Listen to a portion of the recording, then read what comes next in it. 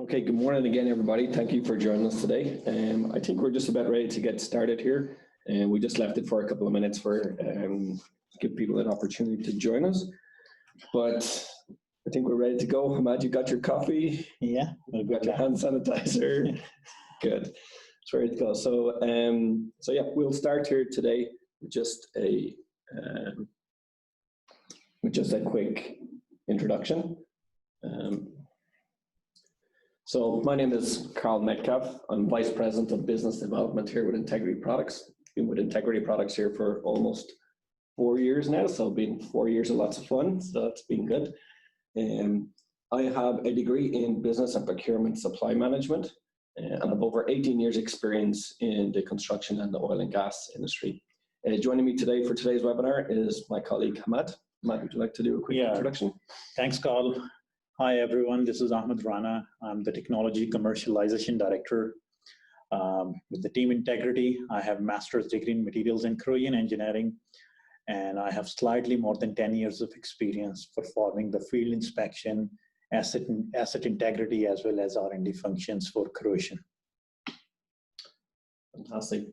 So just a quick run through on today's agenda. So we're going to be discussing CUI and the damage some other damage mechanisms. We're going to be looking at condition monitoring locations overview.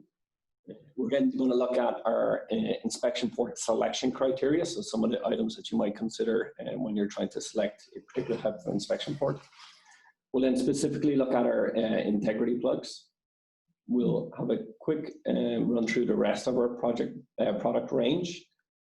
We'll do a summary, and then we'll leave some time at the end then for participants' questions.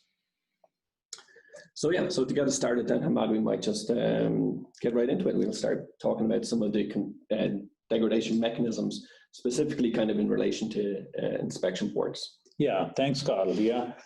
So this is the I would say short summary of some damage mechanisms that have been reported by American Petroleum Institute. I think these may be 20 or 30 damage mechanisms, but they are total 17 numbers, and they have the different triggers for the happening of each damage mechanism and different failure modes and how they look like. But there is a commonality with all damage mechanisms that they can be inspected, and accordingly they can be mitigated. In this figure, like in this slide, we can see the damage mechanism that are red highlighted and underlined. So these are all the damage mechanism that can be inspected or that can be diagnosed through the use of the inspection ports or condition monitoring locations.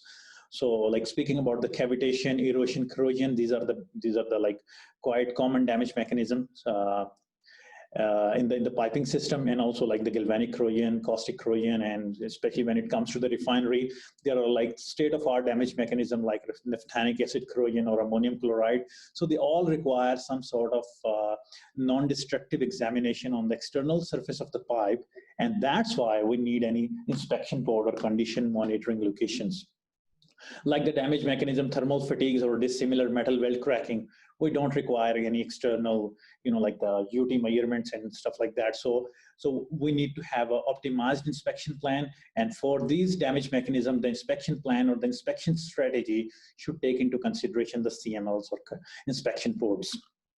So in this slide, the one damage mechanism I have shown like with a cross in front of that is a CUI.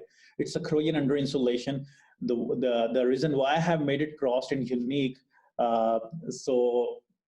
because it's a damage mechanism and highly unpredictable.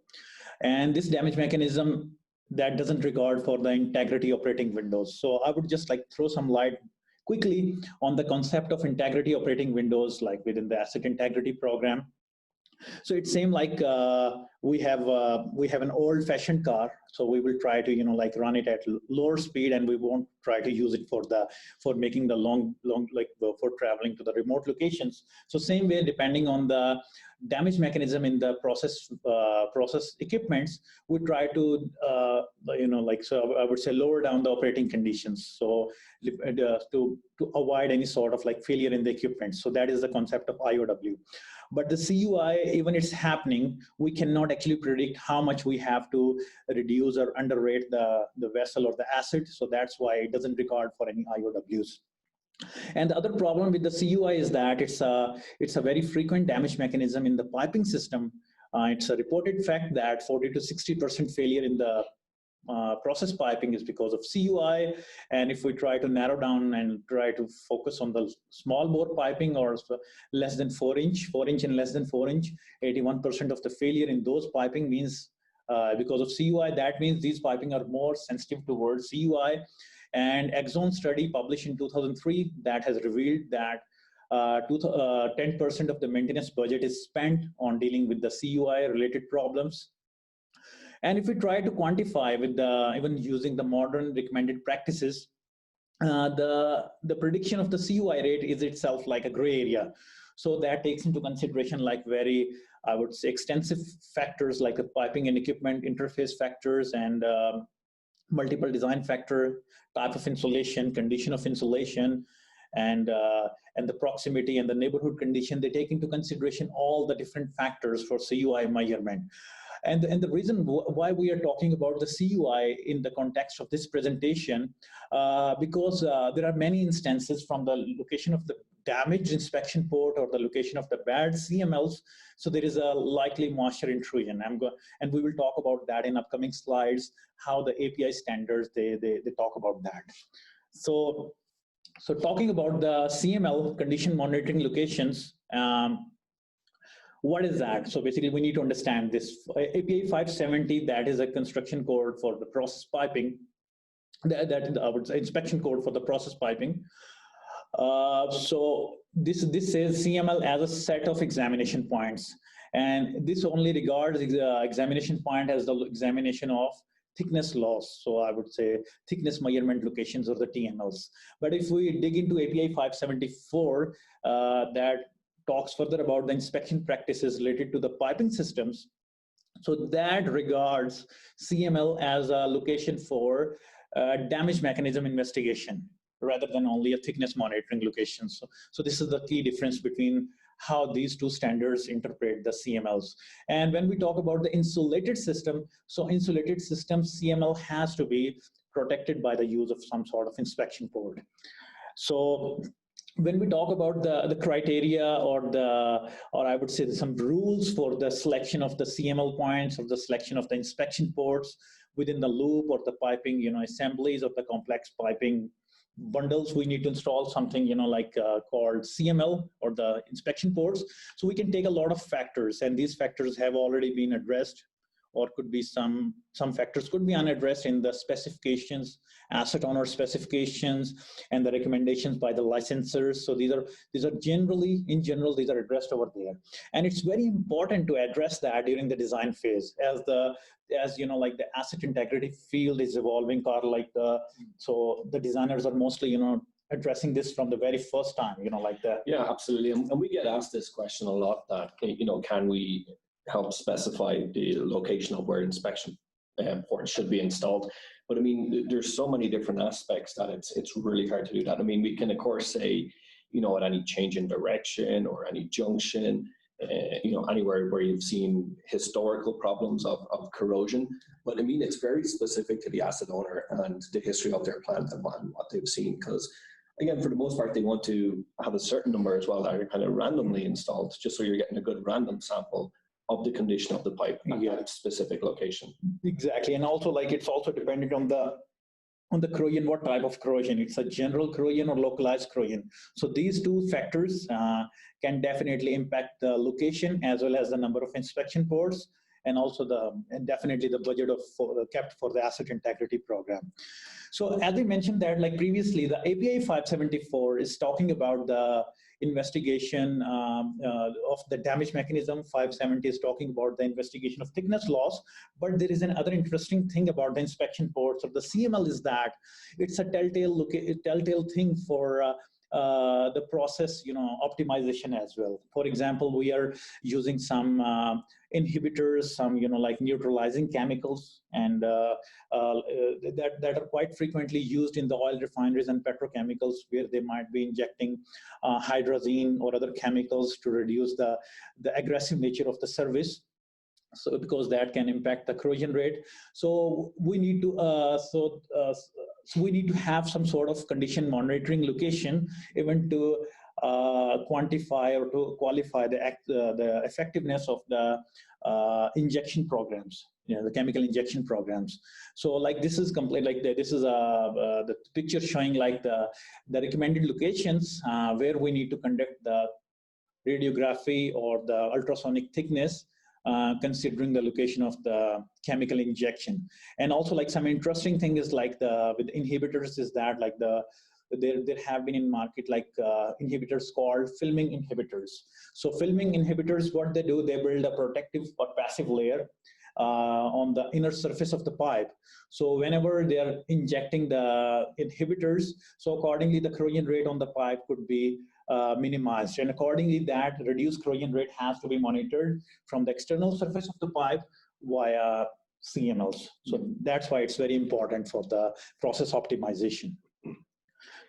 Yeah, and here, Ahmad, as well, just some of the other aspects that some of the other questions that you may be asking in trying to select the proper inspection port for your application are obviously like the access size requirements. So maybe depending on the type of test that they're doing, the size of their equipment, how thick the insulation is, access size is one of the big considerations. Yeah, absolutely. Yeah, like if we talk about the access size, so I would say it's very much decisive on the inspection program. We might come across a situation where we have an inspection port, where we have a CML properly defined, but the size is too small that it cannot give you a quality data. So I can give you an example, like API 579 is a standard that is meant for the FFS, fitness for service assessment of the pressure vessels and the piping systems. So what is the challenge being addressed for the CML point of view is a factor called coefficient of variance. So for example, if we are taking the ultrasonic thickness at a pipe and it's too small, we can get only one reading. So one reading could be underrated or exaggerated. It could be anything. For sure, and you want to use that inspection point as to be able to represent the rest of the line. So if you're just testing at one specific point, it's hard to say that data is representative of the rest of the line. Exactly. So that's kind of why we see that there's certainly been a change in recent years towards having much larger inspection ports where you can test over a larger area, get better, more accurate data. Absolutely, absolutely. And that's why they recommend that to keep it less than 10%, has as many data points to keep the coefficient of variance. And also, yeah. Sorry, Ahmad. It's okay. Oh, no problem. But yeah, just to kind of continue to talk through some of these questions that you might be asking yourself. Obviously, the location of where you want to install it. Again, we've seen it to be a big question that we get asked often, because again, depending on how tight the piping systems are, the owner always wants to gain the maximum access. But if you're in a very tight piping situation, you need to be able to balance the right size with the application. Absolutely. Of course, the pipe size, the process temperature, the insulation and cladding type that you're using, how thick it is, if it's traditional cladding, if it's non-metallic cladding, it's definitely a consideration. Availability of the product, so depending on where you are in the world, is the product available? Us ourselves, we do have a kind of a global distribution network at the moment, so we can certainly provide ports anywhere in the world. The obviously cost, especially these days, is a bigger and bigger factor kind of thing. But again, so it's kind of, we see some people will concentrate on the unit cost of the product, but really you have to consider the labor cost for the install and the total cost of ownership. Like, is that port doing the job you want it to do? Is it going to stay sealed? Like in the picture that we had here, Ahmad, if you have an inspection port which is allowing water ingress due to, per performance, lack of sealing, actual water ingress points built into this kind of old style of port, which we display here, you're really defeating the purpose. You're going to find corrosion right where you're looking for it because you're using a per performing inspection port. Yeah, absolutely. And also, like, imagine that it's a medium pressure steam line. Let's say the temperature of the steam is 200 degrees Celsius. How much heat loss we would be expecting in the cold weather of Canada, like that? For sure, yeah. And again, it's not representative of the rest of the line. Like if the port itself is allowing water ingress, then obviously you're going to see bad condition there, but it's not representative of the rest of the line. So again, like as I said, performance and then just ease of use, critically important to the not only the installer but the user, the NDT company who's going to have to use them on a repeat basis. So so API 581, that is, I would say, the core document for the detailed risk-based inspection, the procedures. So like in this figure, we can see that inspection port, although it looks nice and shiny, but we can clearly see some gap on the sideways. So like in the climate where there is a snow pileup on the surface, and especially in the event when the temperature is increasing, so the snow will melt and the moisture will find its way easy peasy into the system. And this is definitely more of a problem in Canada where we are, where you get lots of snow. But again, like even with this picture, Ahmad, like you see that the metal piece has been cut and crimped. It's probably been silicone behind it and then screwed into place. But what does that look like when the inspector comes along, he removes it, and then he has to try and install it and form a watertight seal again? So usually we see this kind of traditional type of crimped metal piece get beat up pretty quickly and allow water ingress almost immediately after the first kind of test. So this is actually a good photo. This is probably one of the better ones you're going to see of this kind of metal crimped piece. But again, it's not fulfilling the purpose of the inspection port. Absolutely. And that's why API 581 has emphasized that inspection port system, although it's good for the data acquisition, but we need to promptly replace and reseal of the plugs. And normally, as Karl, you mentioned that they can reseal that with the silicone, but silicone is not like a long-term solution. It can easily, the degradation can happen easily over the time. Yes, the silicone is definitely going to be one of those maintenance pieces that needs to be re-siliconed every 1 or 2 years. Absolutely. So, and again, like you'd have to ask yourself, is the inspector going to re-silicone when he does the test? Absolutely. So I mean, it's critical that those items are done. And also API 583, that is a dedicated standard for CUI and CUF corrosion under fireproofing. So that document is having a risk matrix for the condition monitoring location ports of the inspection plugs. And apparently that standard is saying that, okay, if some system is having inspection ports, the risk factor could be 0 to 1. So when they say inspection port means it's a good inspection port, we have to understand that. But if the inspection port is allowing the moisture, so the risk could be higher. So the score for the good inspection port, that is 0 to 1, it can turn into 5 if the port is bad. So definitely, so it can degradation can happen very quickly over the time. And another thing is about the durability of the material. So we can see this instance like the inspection port. I believe it's a sealing of the edges as well, and also maybe, Karl, for the visibility purpose, they want to show it to someone like this. Perhaps if it was me, I'd be trying to hide it. But yeah, certainly here again, this is kind of, and again, we still see lots of this in the field where people are trying to just make their own inspection ports in the field, and this is kind of what it leads to, is kind of like duct tape and stuff being used to try and seal it. So again, it kind of flows into what we were discussing in the total cost of ownership and ease of use. I mean, obviously you can imagine an inspector coming along to this piece and trying to peel off the tape and gain access and then retape it afterwards. It's going to take more time to do this inspection.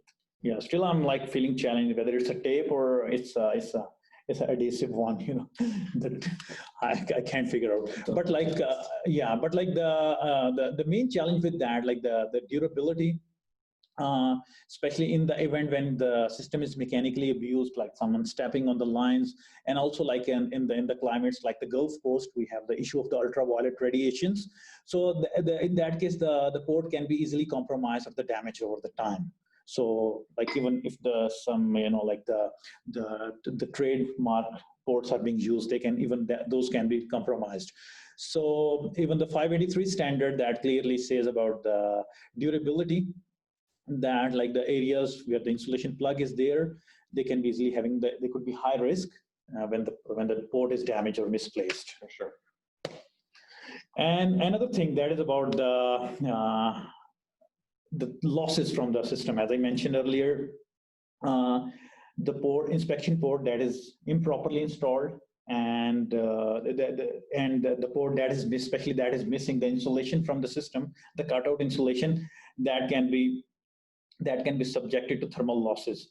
So it's quite common practice across the industries, like where they need to make the entity examination. They just make a window by cutting out the insulation. They take it out and they might place it on the platform or something. Or it might be a rainy day or the foggy day or something. The insulation is trapping the moisture. And I've even seen firsthand like insulation being reinstated back into the cavity, and it's half insulation, half snow. But it's very hard to replace that cutaway insulation to the same sort of integrity as you'd want in the system. Exactly. And it was an item just like this was the driver behind our development of our Integrity Plugz, which kind of solved this problem. But again, we can talk about them in later slides. But yeah, this is still something that you see regularly in the field. Yeah, here is something like if we just try to take this system and compare it as per API 583. So the very simple question that we can pose on ourselves, whether the risk rating for this system before making the window is same as it is after making the window. So that could be the question we can pose ourselves. And also the other problem could be that is the risk rating for CUI. The other problem could be the thermal losses. Definitely if there's a system was running at high temperature, we need more thermal energy and more fuel to maintain the same temperature of the system, and thermal loss is definitely a problem in that case. So Karl, as you mentioned earlier, ease of use, especially with our colleagues and the fellows who are in the industry doing the raw access thing. So they have everyone having two hands, two pockets. Yeah, and I think this is the big thing, like with our Integrity Plugz, that they are attached with a lanyard. So once you open them, that they will hang there. And also, if you're going to use our Integrity Pillow, which again attaches via a lanyard to the inside of the inspection port, it allows the inspector, especially like in a rope access environment, freedom to be still able to use his two hands. You open the port, you take out the pillow, they can both hang there freely, do your work, and then easy to kind of reinstall them. Again, where we were talking about on the last slide with the insulation not being replaced properly, we've seen kind of or we've had rope access people tell us that they take out that insulation, they're trying to put it in their pockets or secure it somewhere so they can put it back in. So it just makes the job a little bit more difficult. But certainly, having a size to match each application and temperature range. Again, our inspection ports come with a complete package, so you're getting a template for the cutout hole, you're getting all the hardware that you need. They're easy to install. We have a QR code on there, so you can scan the QR code. It brings you straight to an installed video.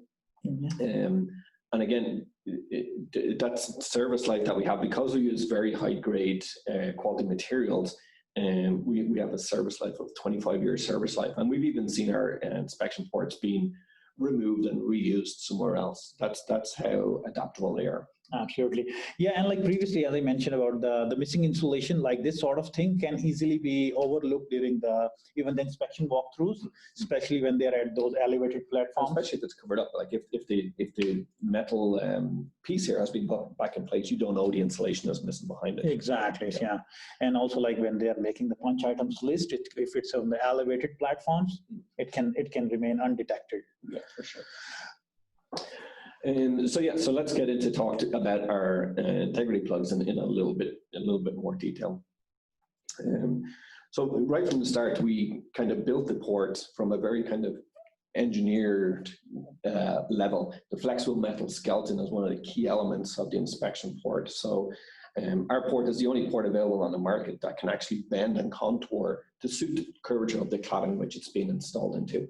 So in turn, this leaves it that it's much easier to form that watertight seal and to be able to maintain it. So that, together with the precision fit between the edge trim and the cover piece, guarantee that you can form a watertight seal. Within the operating temperatures as well of -150 to +450 Fahrenheit, the inspection port will remain as pliable and workable as it would at normal kind of temperature. The simplicity is something that we like to highlight. They, very easy to install quite quickly, under 3 minutes for sure. Allow you to do quick and easy testing. And as we mentioned, each package comes with a full set of instructions, template, the screws and hardware that you need, and no special tools required for the install. In terms of flexibility, we've seen them used in any number of places, but yeah, they can certainly be used on elbows, small bore piping, corrugated sheeting, tanks vessels. They work with all types of insulation, particularly kind of low profile installations. They work particularly well with. Again, Integrity being a huge part of the product itself and carries the company name, maintaining that watertight seal has been one of the key aspects of why our inspection ports have become so popular.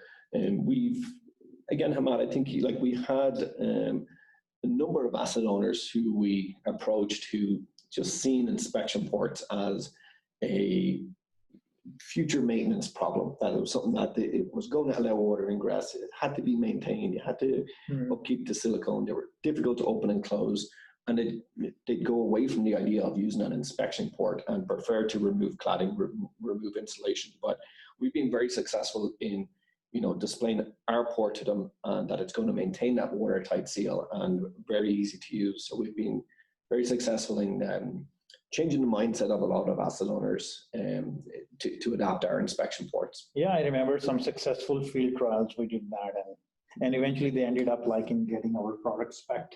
Yeah, absolutely. Yeah.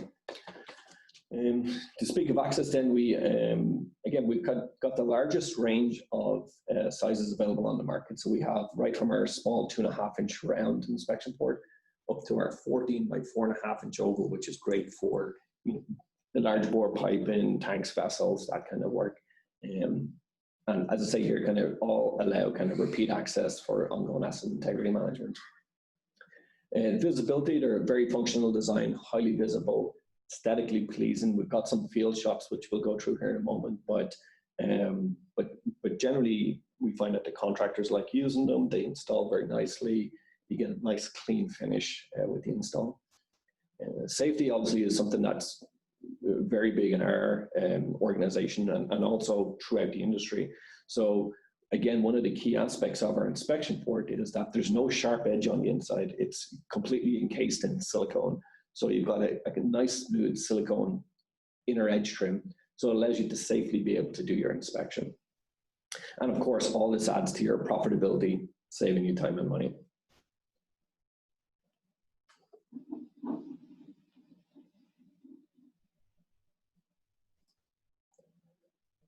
So here's just a couple of quick shots. You can see on the left-hand side here, the inspection ports can be bent into some quite extreme scenarios and still remain workable, even bent to this sort of degree.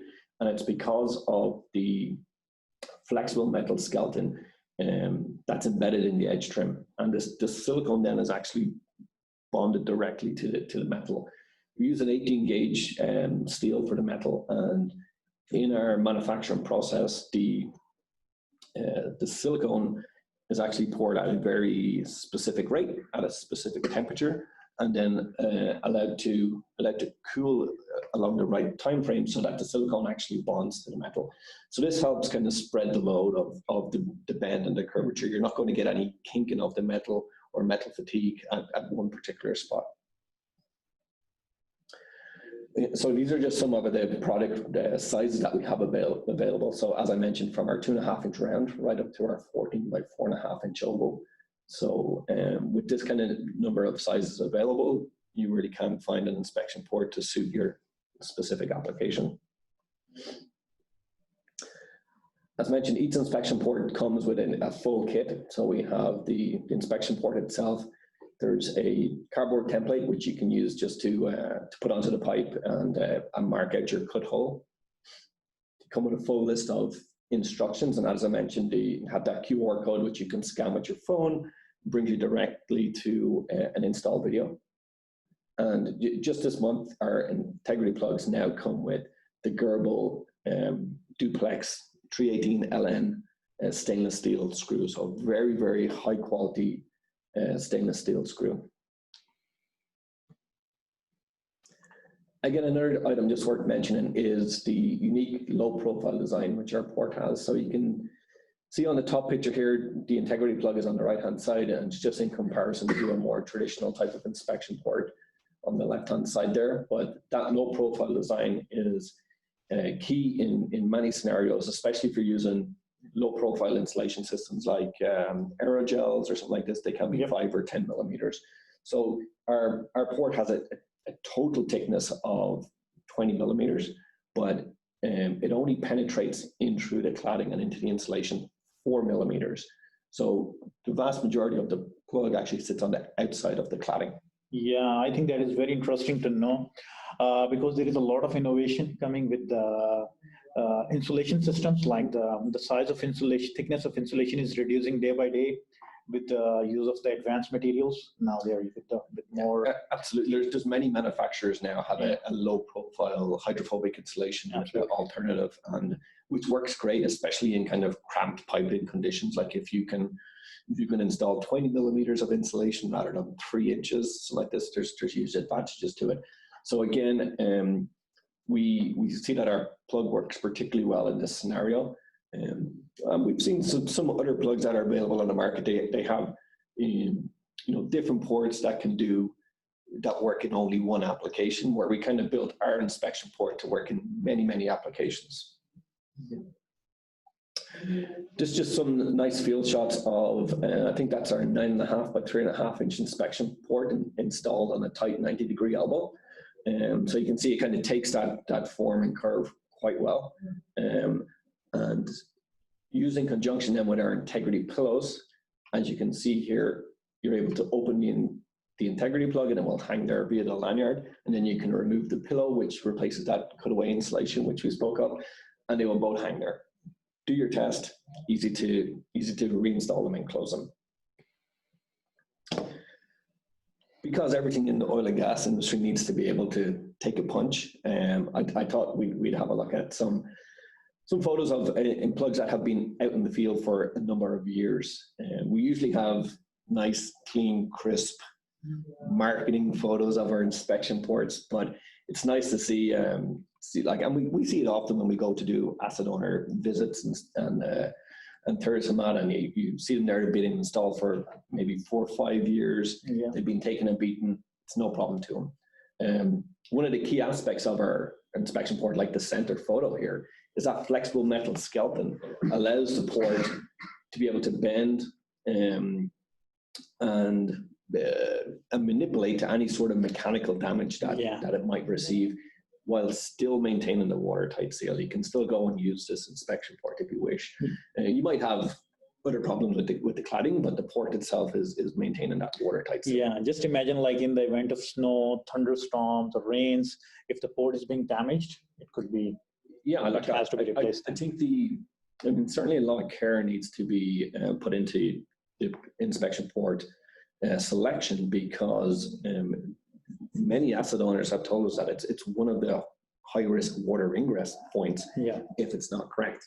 And we've also seen, again, some kind of traditional ports that are available in the market that they just don't have a great temperature range. So whether it gets too cold, the cover will shrink. Yeah, it will experience shrinkage and literally fall out, and then you've got an open hole in your insulation system. And I always kind of think of it that asset owners spend millions of dollars on their their insulation and cladding systems, and you know, it's not good enough to put a cheap port in there that's not going to do its job and will potentially lead to lots of problems. Absolutely. We also do our inspection ports in an EPDM variant. So these come in all the same sizes, same package, everything like this. The only difference being that our silicone port has a temperature range of -150 to +450 Fahrenheit. Our EPDM variant is -58 to +300 degrees Fahrenheit. So if you've got a lower process temperature, the EPDM is certainly a good alternative as well. As I mentioned, our Integrity Plugz are an item that work in conjunction with our inspection port. They replace the cutaway insulation and act as almost like a heat barrier to the inspection port if you've got a very high process temperature.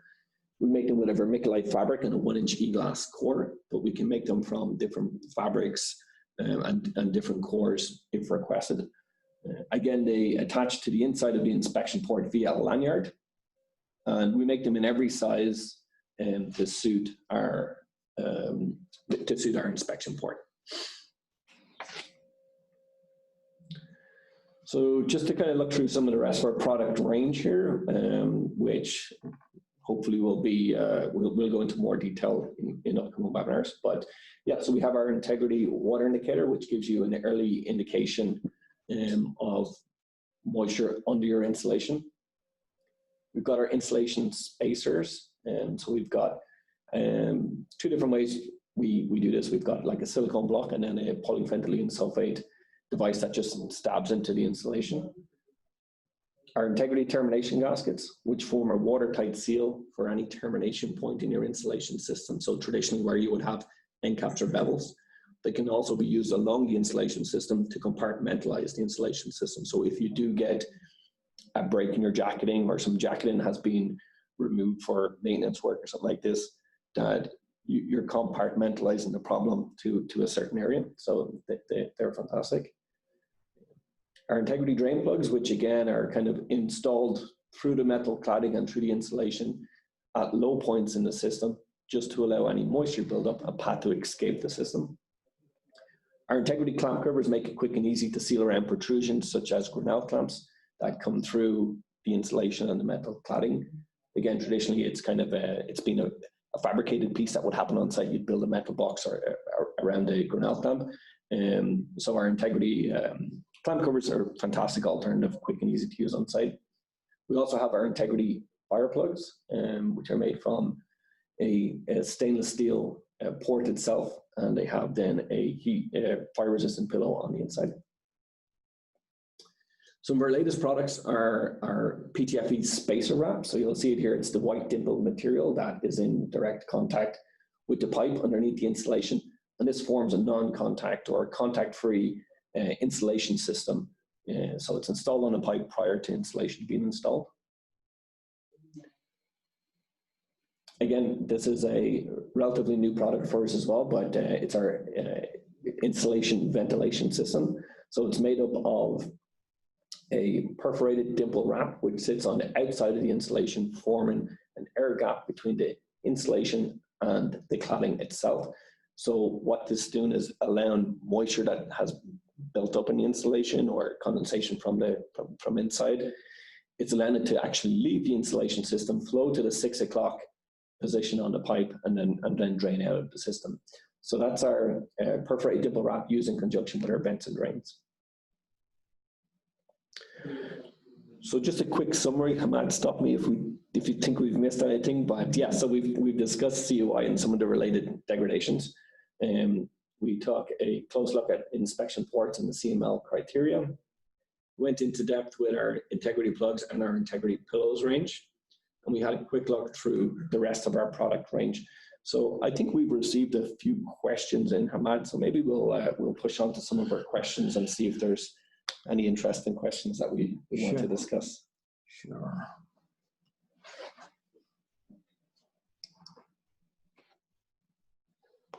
So I see one of our first questions here, Matt, is again just asking what are the temperature ranges of the silicone and EPDM inspection ports again. So Our silicone inspection ports work from -150 to +450 Fahrenheit. And that 450 Fahrenheit is a constant contact temperature. It's about 232 degrees Celsius, I think it is. And then our EPDM variant is -58 Fahrenheit to +300 Fahrenheit, so 150 degrees Celsius. Okay, so here is a question that, like, I would say it's a sharing of thoughts. Okay. One issue we observed in our plants is due to the soft rubber, if the hole is not cut out correctly, the opening can be manipulated with the screws, causing the plug gap to not sit correctly and fall open. Okay. Yeah, I think I can answer that because we've seen that. We've seen that before. Our edge trim where the screw penetrates is We can show that. like 1 inch. Yeah, we might be able to kind of see that. Back up again. Yeah, so you can see here that we've got that large edge trim, and because we supply the template as well, you can cut that hole quite accurately. Even if you're installing it on a tight elbow, you just bend the template itself over where you want to mark it. So that seems to be something that works quite well. It's certainly a huge advantage having the template in every packet, so you can go and cut that hole accurately. But you don't need to be super accurate with it either, because our edge trim is quite thick and allows you to form that seal, even if it's not exactly cut as required. Oh. Okay, so the next question. Sorry, I've got the next one here. So someone here just asking, like, are Integrity Plugz specified with any acid owners? I think so. Usually specifications are kept in-house. It's not something that acid owners kind of want to share too much, but I know for a fact that we're specified with the likes of Dow Chemical, Suncor, Shell, Devon. We're approved for use with a large number of acid owners. I think every major acid owner at this point, if we're not hard specified, we're certainly approved for use. And even as far as things like we're on the CIMI standards, which is kind of the European standards.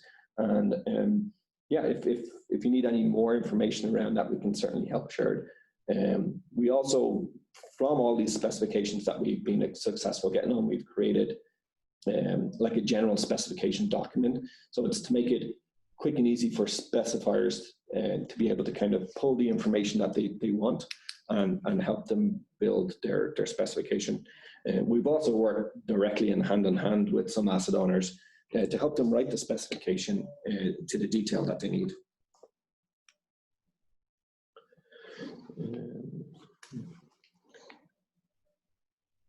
So just one other question we have here is, do you have a high temp insulation pad that is resistant to hot oils? To avoid auto ignition. To avoid auto ignition. So I know that with our Integrity Fire Plug, we use in the pillow that we have there's a pit chart in there, and I don't have details of it here right with me, but we can certainly forward you a full data sheet on this product. But yeah, this is designed as a fire plug, so it will seal the port opening as required if you're in a fire or very hot conditions. Yeah, and also it's tested as per like various ULC standards and NFPA standards. That is for National Fire Protection Agency. So yeah, under different conditions. Definitely we can get more details and we can send. Yeah, I think so. We don't have them in front of us. Yeah. One other question I see here is, do we have distribution in the US? So yes, we do. We've got many partners down there, and we deal with Distribution International, who have branches across the states. Also SBI, and they've got again branches across the states. I think almost several in each state. And NDTsupply.com are a full e-commerce site which sell all things NDT, and they're also one of our representatives in the States.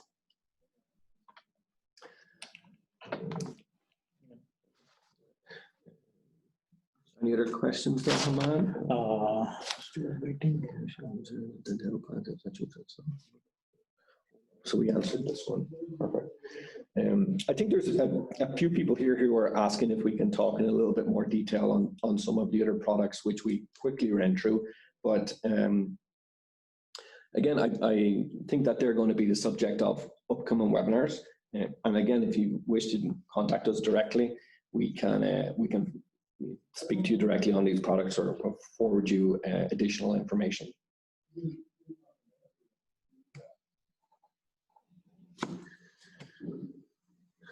Okay, so I think that's all the questions that we have for today. So one other little bit of housekeeping, we do have a $100 gift card, which we've done a draw just as we were starting our webinar here today.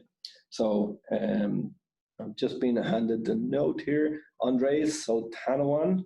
So congratulations, you've won our $100 gift card. So we'll contact you here right after our webinar and touch base with you and make sure we get that to you. So again, that's just a little thank you for everyone for joining us here today. So again, I just kind of like to point out that we're quite active on our social media, especially LinkedIn. So please feel free to follow us there. That's kind of where we bring our latest product information, field shots, any learnings that we've had. So it's always great to get on our LinkedIn and see those updates. Also, please feel free to reach out to us directly anytime if you have any additional questions after today's webinar. So again, my name is Karl Metcalf, and my email address is there, karl@integrityplugz.com, and my direct cell number if you wish to reach out to me. We've got Ahmad there as well for any technical questions. The more technical, the better. The tougher, the better. And of course, you can reach us through our info email, which is info@integrityplugz.com. And please feel free again to check out our website, and lots of additional information there. We've got lots of product photos, field shots, videos, and we also have a YouTube channel, which we've got, again, lots of videos. We are very lucky that from a lot of the contractors in the field, we get certainly weekly photos coming from them or install videos and stuff like that. So where appropriate, we try and share them as best we can. But yeah, so again, thank you everyone for joining us today. I hope the presentation was informative and of value to you, and hope to see you on our next webinar. Thank you. Thank you.